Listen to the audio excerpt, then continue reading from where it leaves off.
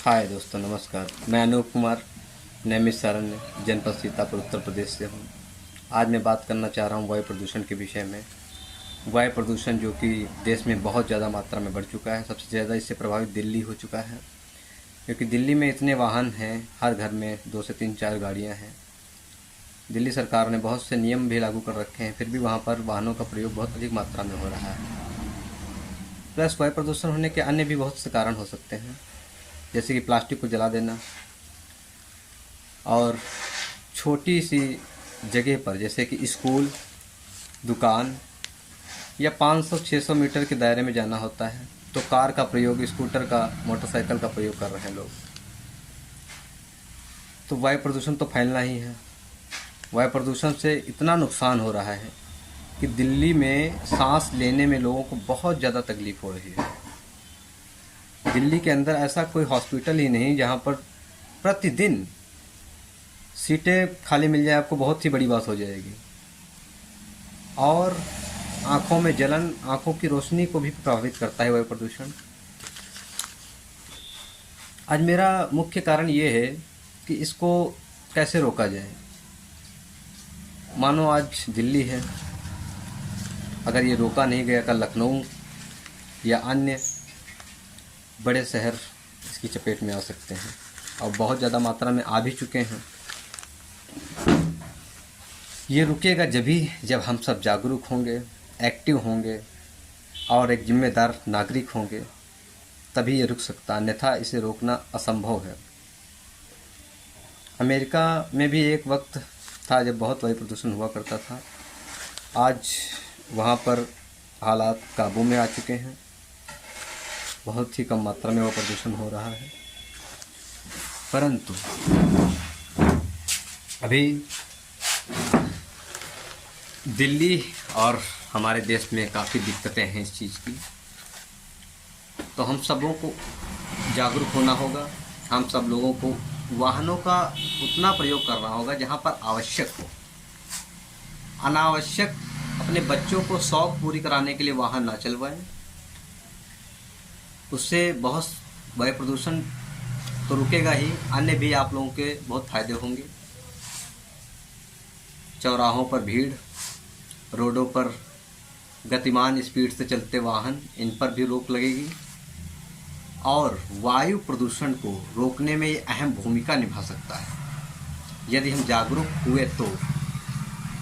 आज दिल्ली है, कल लखनऊ, उसके बाद सीतापुर डिस्ट्रिक्ट, उसके बाद मिश्रिक, नैमिषारण्य, ये सब छोटे छोटे नगर भी आ जाएंगे, छोटे छोटे गांव भी आने लगेंगे इसके दायरे में।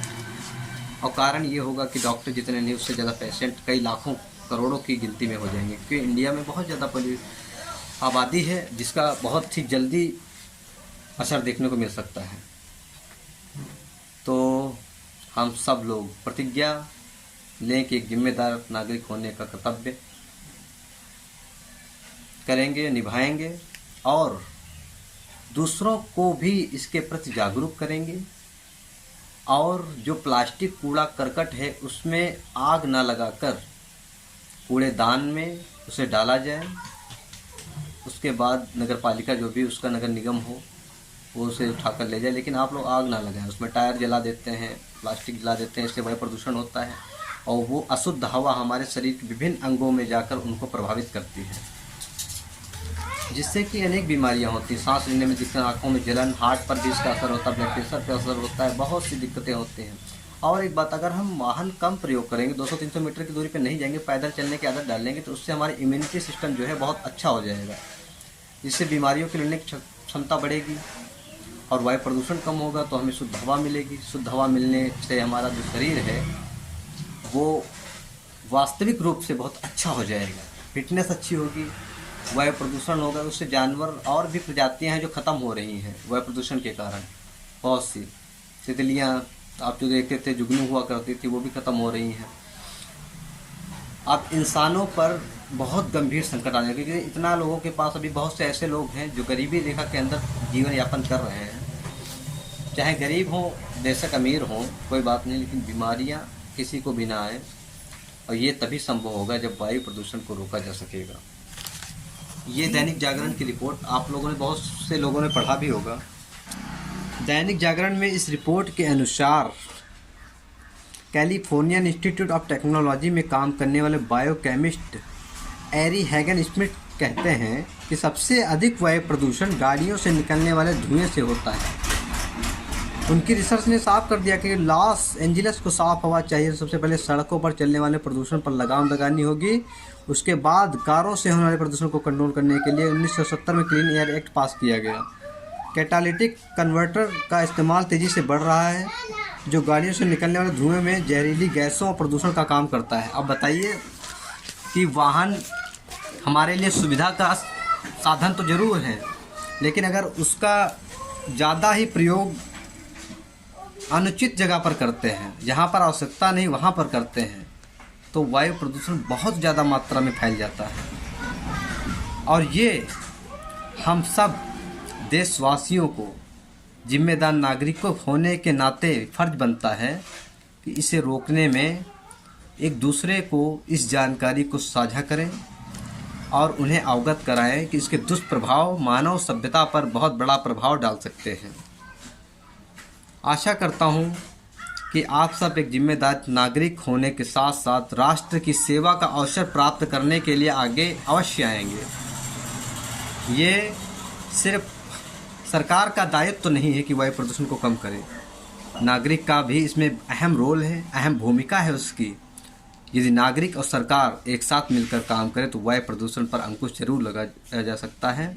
इसी के लिए और इसके बाद हम अपनी वाणी को विराम करते हैं और आशा करता हूं कि इस वीडियो को या अपनी कोई वीडियो ऐसी क्लिप जारी करें जिससे लोग एक दूसरे के साथ जुड़े और इसमें जो है अंकुश लगाने के लिए आगे कदम बढ़ाएं। और ये निरंतर आज नहीं कल बंद हो जाए, ऐसा नहीं होना चाहिए।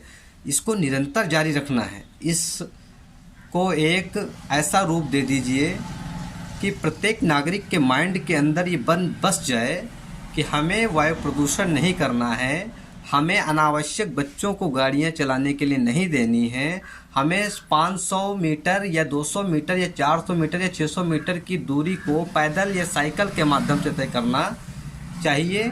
वाहन का प्रयोग नहीं करना चाहिए। वाहन का प्रयोग अगर आपको आवश्यक है तो दूरी ज़्यादा हो तो कर सकते हो आप, कोई दिक्कत नहीं, लेकिन आवश्यक हो तब। अनावश्यक वाहनों को ना चलाएं। इनसे बहुत ज़्यादा जहरीली गैसें निकलती हैं। इस पर हमारे ही और आपके जीवन पर प्रभाव पड़ेगा और संसार में किसी पर नहीं पड़ेगा। ऐसा काम करें कि दूसरे देश हम भारतवासियों से प्रेरणा लेकर वो भी इन नियमों को अपने देश में फॉलो करें, लागू करें और उन्हें गर्व महसूस हो कि इंडिया में सब जागरूक लोग रहते हैं, भारत में जागरूक लोग रहते हैं, राष्ट्र के प्रति अच्छी भावना रखते हैं, समाज के प्रति जागरूकता रखते हैं, समाज के प्रति अच्छी भावना रखते हैं। इसी के साथ जय हिंद, जय भारत।